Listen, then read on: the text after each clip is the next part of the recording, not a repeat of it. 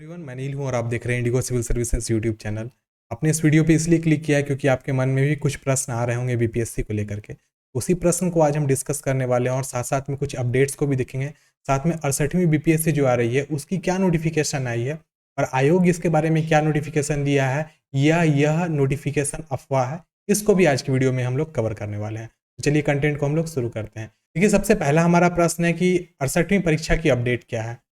तो जितने भी अखबार वाले हैं उन्होंने पहले ही अपडेट डाल दिया है कि पेपर का नोटिफिकेशन कब आने वाला है। ये कितने हद तक सच है, इस चीज़ को भी हम लोग अभी बात करने वाले हैं इस पे। दूसरा, कोचिंग वालों का आयोग पर दबाव बन रहा है, क्या दबाव बन रहा है उस पर भी हम लोग बात करेंगे।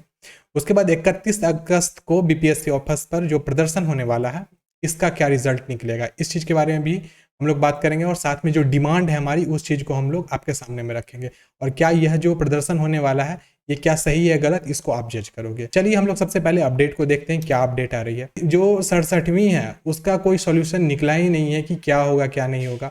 ना आयोग अपने वेबसाइट पे कुछ डाल रही है, ना ट्विटर हैंडल से कुछ आ रहा है, कहीं से भी कुछ भी 100% ऑथेंटिक न्यूज़ नहीं आ रही है।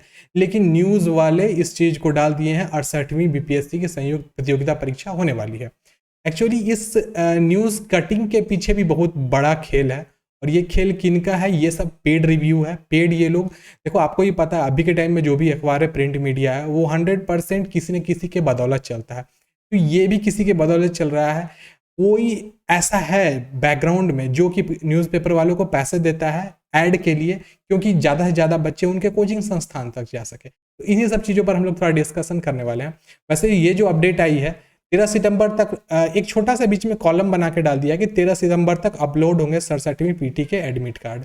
अब भाई आयोग की वेबसाइट पे कुछ भी नहीं है, लेकिन यहाँ पर अखबार में आ चुका है कि 13 सितंबर को अपलोड हो जाएगा। अब क्या अपलोड होगा क्या नहीं होगा ये आपको ही पता होगा। और साथ साथ में एक्सक्लूसिव आप देख सकते हो, यहाँ पर एक्सक्लूसिव में लिखा हुआ है कि 68वीं की बीपीएससी की संयुक्त प्रतियोगिता परीक्षा की वैकेंसी आ गई है।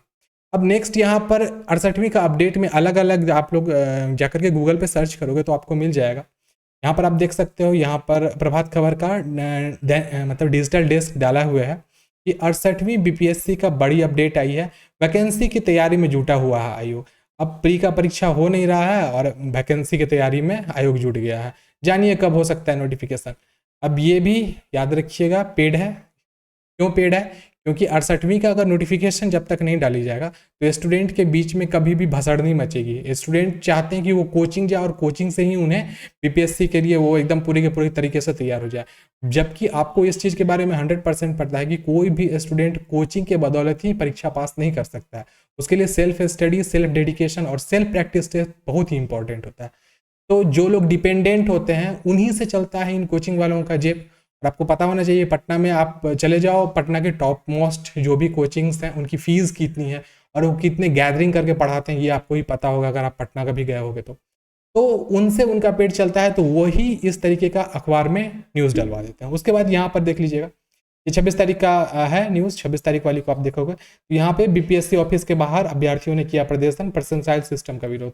तो दो चीज़ का विरोध एकदम टॉप मोस्ट पे चल रहा है। एक ये कि 1 डे 1 पेपर होना चाहिए।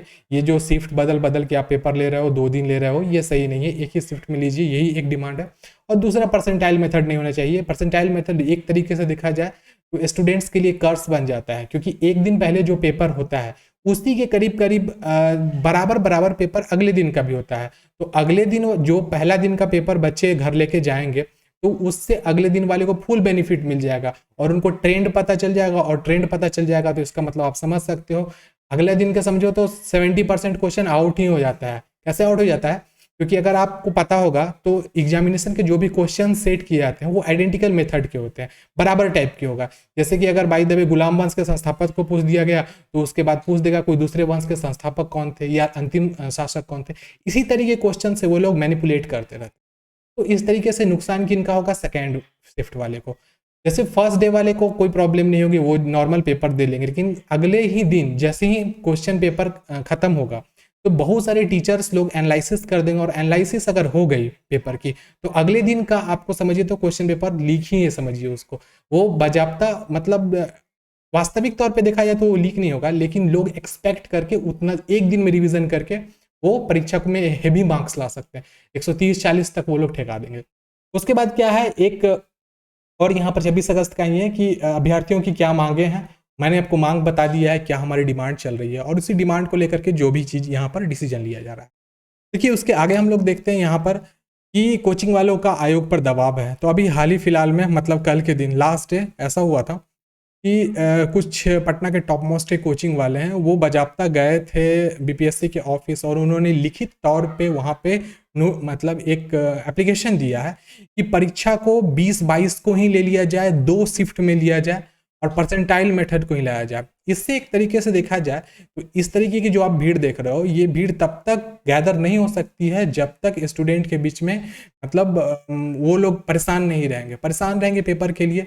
और आपको पता है मैक्सिमम लोग जो बीपीएससी 7th की प्रिपरेशन कर रहे हैं, वो 67th हो ना हो 68th के लिए संपूर्ण रूप से तैयार अपने आप को करना चाहेंगे। तो उसके लिए कोचिंग वाले लोग मैनिपुलेट करेंगे, उनको बोलेंगे भाई आ जाओ हमारे यहाँ, 18,000 20,000 रुपये में हम पूरी की पूरी आपकी प्रिपरेशन करा देंगे। और वो कहाँ तक सच होगा, कहाँ तक सच है, वो आपको ही पता है। यूट्यूब पे टोटल कंटेंट अवेलेबल है, हर एक चीज़, ज़रूरत नहीं है आपको किसी भी कोचिंग पे जाने के, बस आप टॉपिक ढूंढो, एक बेहतरीन तरीके का प्लान बनाओ, और उससे आप एग्जामिनेशन आसानी से निकाल सकते हो। There is no need to go to any coaching. Self study बहुत बड़ी चीज़ होती है, सेल्फ प्रैक्टिस कीजिए। हाँ, बड़े कोचिंग के आप प्रैक्टिस सेट खरीद सकते हो, आपके लिए बेनिफिशियल साबित होगा, लेकिन ये सब करना, इस तरीके से जाकर के बैठना, देखो कहीं से भी उन लोगों के लिए नहीं अच्छा है जिनके पास कम टाइम है। क्योंकि कोचिंग वाले कभी भी 10-20 बच्चों को बैठा के नहीं पढ़ाते हैं, मैंने देखा है। वो लोग पूरा एकदम इतना, अब एक क्लासरूम में 400 बच्चे 500 बच्चे, अरे भाई ये बीपीएससी वाले हैं, ये ग्रुप डी वाले नहीं है। ग्रुप डी वाले में चलता है, उधर में कोई प्रॉब्लम नहीं है, वैकेंसीज भी ज़्यादा रहती हैं, सीट्स भी ज़्यादा रहती है। यहाँ 700-800 सीट्स है, और इसमें एक रूम में 700 बच्चे बैठे हुए, तो क्या आपके सारे के सारे 700 बच्चे का सिलेक्शन हो जाएगा? कभी नहीं, ये पॉसिबल है ही नहीं। तो देख सकते हो कोचिंग वाले ने बहुत बड़ा डेलीगेसी किया था, वो लोग डेलीगेट बन के गए थे, प्रतिनिधित्व करने के लिए गए थे स्टूडेंट्स के बिहाफ में, लेकिन वो स्टूडेंट्स के बिहाफ में नहीं गए थे, वो अपने कोचिंग के अपने पेट भरने के बिहाफ में गए थे। चलिए इन चीज़ों को हम लोग ज़्यादा डिस्कस नहीं करते हैं, ये फालतू बातें हैं, इस पर डिस्कसन करके कोई फायदा नहीं। बस ये जानकारी मेरे पास आई थी तो मैंने सोचा आपको दे दूँ। उसके बाद एक्चुअली 31 अगस्त को बात किया, आज हो गई 29, अब 31 of the August, last day August को क्या होगा, बीपीएससी के ऑफिस से प्रदर्शन होने वाला है। जो भी हमारी डिमांड्स हैं, जैसे कि 1 डे 1 एग्जामिनेशन, ये होना चाहिए। दूसरा क्या, no percentile method, percentile method को नहीं लाना है क्योंकि उससे स्टूडेंट्स को नुकसान होगा। और हमारी मेन डिमांड है कि एग्जामिनेशन को नवंबर में कराइए, या फर्स्ट वीक में कराओ या लास्ट वीक में कराओ, ये आप पे डिपेंड करता है, लेकिन नवंबर में कराइए। वीडियो पे यहाँ तक बने हुए हैं तो वीडियो को लाइक कर दिए, चैनल पे फर्स्ट टाइम है तो चैनल को सब्सक्राइब कर दीजिए। Best of the best content और करंट में जो भी स्टेटस अपडेट आएगी बीपीएससी से रिलेटेड, वो आप तक हम देते रहेंगे। हमारे बहुत सारे स्टूडेंट्स ऐसे हैं जो पटना में जो टाइम टू टाइम हमें इस अपडेट देते रहते हैं, और हमेशा बहुत सारी रिकॉर्डिंग्स वगैरह भी हमें मिलती रहती है, जो आयोग से वो लोग फ़ोन पे बात करते हैं, या फिर जो भी आप फोटोज़ वगैरह देख रहे हो, ये सब जो फोटोज़ देख रहे हो, ये हमारे स्टूडेंट्स के द्वारा ही भेजा हुआ है। वही बताते हैं किस तरीके से वहाँ पर प्रदर्शन वगैरह हो रहा है। मैं पटना में तो रहता नहीं हूँ, पटना से मैं दूर रहता हूँ, इसलिए बहुत सारी चीज़ें मुझे वहाँ पे लाइव में नहीं पता चलती है, लेकिन स्टूडेंट्स के हेल्प से जो भी हमसे जुड़े हुए हैं वो सब हमें कुछ ना कुछ जानकारी देते हैं। और वैसे हाँ, एक और चीज़, अगर आपके पास भी कोई जानकारी हो तो आप, ये नंबर है मेरा, इस पर आप व्हाट्सएप कर दीजिएगा 7717700143। आप कोई भी अपडेट हो इस पर आप हमें अपडेट कर दीजिए, क्योंकि कुछ भी स्पेशल जानकारी जो हमें कहीं स्टूडेंट से नहीं मिली हो, तो अगर आपसे मिल जाती है तो अगर वो पॉजिटिव रहेगा, स्टूडेंट के बेनिफिट में रहेगा, तो मैं अपने चैनल के माध्यम से स्टूडेंट्स तक डिलीवर कर दूंगा।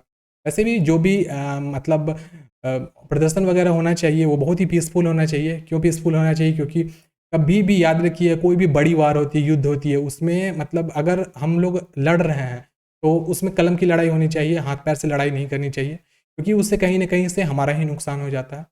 पेपर एक्सटेंड होगा, इस चीज़ की 100% तभी संभावना है जब हमारे और बीच में, हम स्टूडेंट्स के बीच में यूनिटी रहेगी। बस यूनाइट होकर रहिएगा। कभी ये मत सोचिएगा कि इसी मंथ पेपर हो जाए तो आप बहुत अच्छा मार्क्स कर लोगे, या 2 महीने बाद आपके पास नहीं अच्छे मार्क्स देंगे। आपको पूरा टाइम मिलेगा प्रिपरेशन करने का, और 1 डे 1 एग्जामिनेशन होगा तो उसमें फेयरिटी ज़्यादा अच्छे तरीके से होगी, और फेयर एग्जाम होना चाहिए, तभी आप अच्छे मार्क्स लाओगे और अच्छे से आप अपना काम भी कर पाओगे आगे। अदरवाइज प्रेशराइज रहोगे, टेंशन में रहोगे। तो अभी हाल फिलहाल में अभी एक और न्यूज़ आई थी कि नवादा का कोई एक स्टूडेंट थे, वो टेंशन में आकर के उनको मतलब हार्ट अटैक वगैरह या कुछ ऐसा कोई समस्या हो गई थी। तो देखिए इस तरीके से टेंशन नहीं लेना है, क्योंकि टेंशन लेकर के कुछ भी नहीं होता है। जब भी हमें कुछ भी करना है तो पूरी की पूरी लगन से करना है और माइंड फ्री करके करना है। लेकिन याद रखेंगे, हम आयोग से लड़ेंगे भी बस इसलिए क्योंकि हमें हमारा हक चाहिए, लेकिन लड़ने का तरीका शांत होना चाहिए। कभी भी लड़ाई ऐसी नहीं कीजिएगा जिसमें किसी प्रकार से हम कोई ऐसा काम कर रहे हो जो अच्छा नहीं हो। तो चलिए यहाँ तक वीडियो देखने के लिए धन्यवाद। नेक्स्ट डे हम लोग नए कंटेंट के साथ मिलते हैं, तब तक के लिए bye bye, take care and stay blessed.